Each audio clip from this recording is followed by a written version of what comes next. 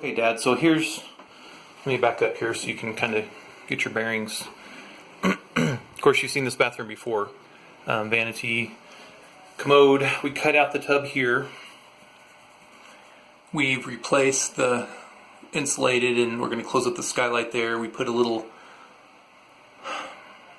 box there for a light, so we'll have a light over. That's not really going to be over the shower, because this blue line right here is going to be kind of the edge of the shower right here. So, but it'll give us some light to shine into the shower. There's a cabinet right here that blocks the light from the fixture here, so the shower doesn't get good light. Anyway, that's a separate issue. So we had to cut the tub out to get it out. Of course, it was one they put in when they put the place together. The walls here. The problem is the walls are less than 60 inches. The actual opening we have right here between the studs here and over here is exactly 60 inches.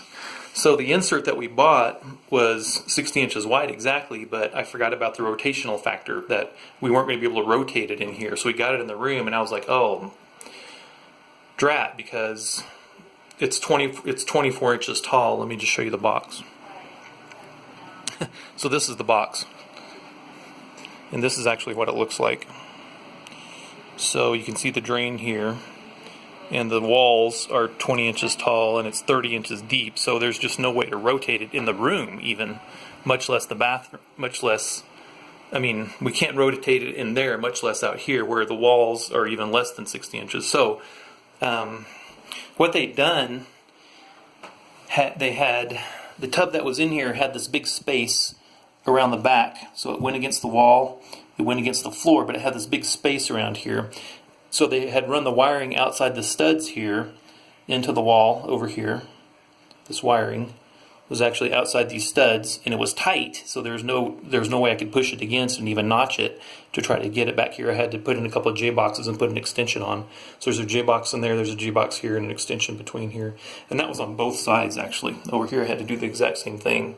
They had run the wire around inside here and through this hole right here. So in order to get a pan in the bottom, we had to put an extension on each side, and there's a J-box in there, and there's a J-box here now with an extension here.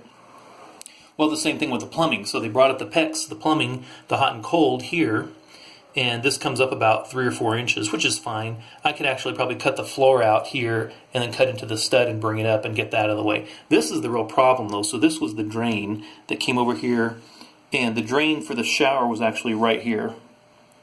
And so we're right against the wall right here, real close to the wall. And then the drain P-trap right here came up out of the floor, and then along here, and then it goes into the drain. This is the vent, and you can see it sticks out about 4 inches from the wall, and it's about 6 inches from this wall. So that was not a big deal, because the tub they had in here had this big space behind it. So this wasn't in the way. But any shower pan we put in is going to be in the way, obviously. So the one we bought had plenty clearance here, but we can't rotate it down. So a regular standard shower pan, like a fiberglass one or a steel one, which we like to throw in, is only like 3 inches tall or 4 inches tall. You know, it's about so tall, and I think we could, even though they're 60 inches wide, we can get it in here.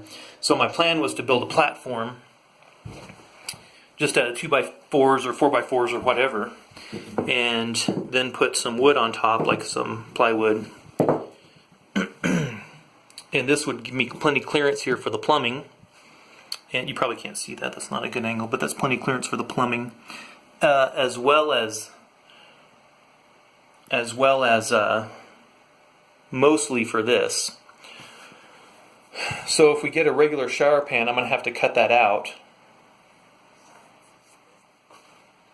Dig up, cut a hole out of the floor here, cut it down at the bottom below their joint there, below their T, and then just put a little coupler on, and then bring it up 45 degrees and go ahead and cut it into the wall. I think the reason they did this is because they didn't want to cut into the plate that's right behind here.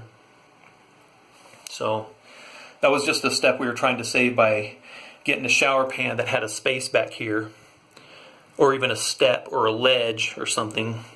And that's why we bought the one we bought. Of course, you can't rotate it in place now. So if I put a regular shower pan in here, I'll have to go ahead and cut this and move it out of the way. So we talked about building our own pan even. I don't want to build the pan so tall that the pan is this tall, which is 6 inches up off the floor, and that's where I start the pan. I mean, I guess I could, but I don't know. So I appreciate any thoughts you have. Now that you can kind of see what we're dealing with, here's a view from over here. So it sticks out 4 inches from the wall this way, and it's 6 inches from that wall to this outer edge here. Of course, traditionally, I guess all this would be below the floor, so I don't mind working with it above the floor. It's drained fine in the past with the old system that they had in place, and I don't mind building an elevated platform. We got to figure out if we're just going to put a regular shower pan in or build our own. So one of the other things I did was, this PEX of course goes in so easy, I put some elbows right here. And so we come up right here.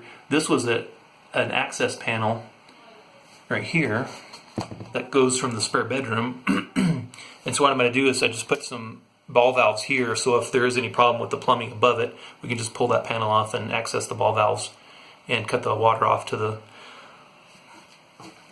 shower controls, which will go right here, and the shower head up here. Okay.